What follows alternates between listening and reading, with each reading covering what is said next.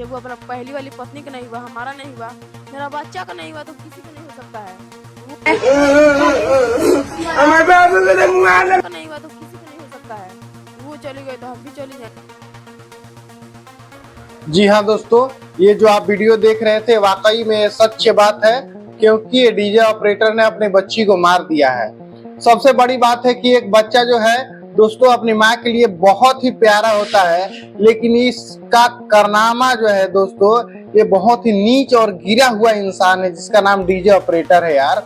दोस्तों ये सोचने वाली बात है कि सबसे प्यारा जब माँ बच्चा होता है दोस्तों, तो वो सबसे प्यारा होता है अपने माँ पिता और पिता के लिए।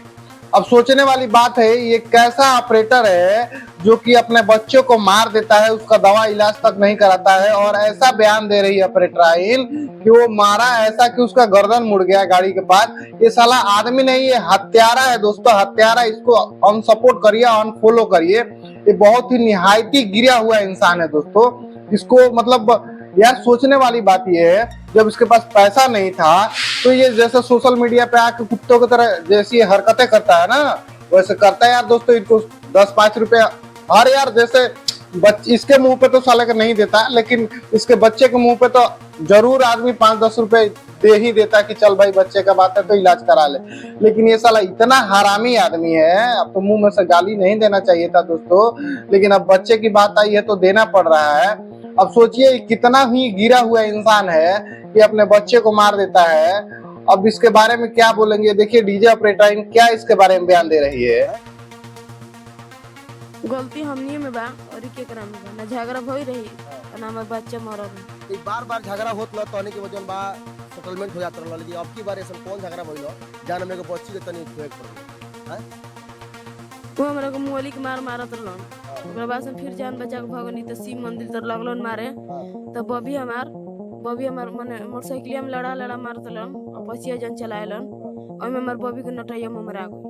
तो मैंने रात भर हुआ मैंने धीरे धीरे मैंने रात के बोलत ना रही, सुबेरे तो बोलस ये अगर जैसा पानी गरम करके साफ कहिए तो ऐसे हमारे बाबू को पराम निकल गए।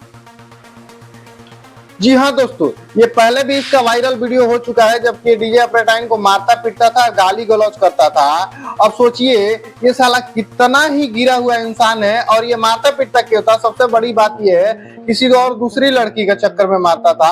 अब ये सोचिए ये भड़ुआ दलाल वाली हरकतें इसकी अभी जा नहीं रही है दोस्तों, जबकि इसका एक बच्चा हो गया है, इससे एक बच्चा नहीं संभल रहा है, अपने फैमिली ने। ये साला जीवन में क्या करेगा दोस्तों? इसको मर जाना चाहिए दोस्तों कहीं।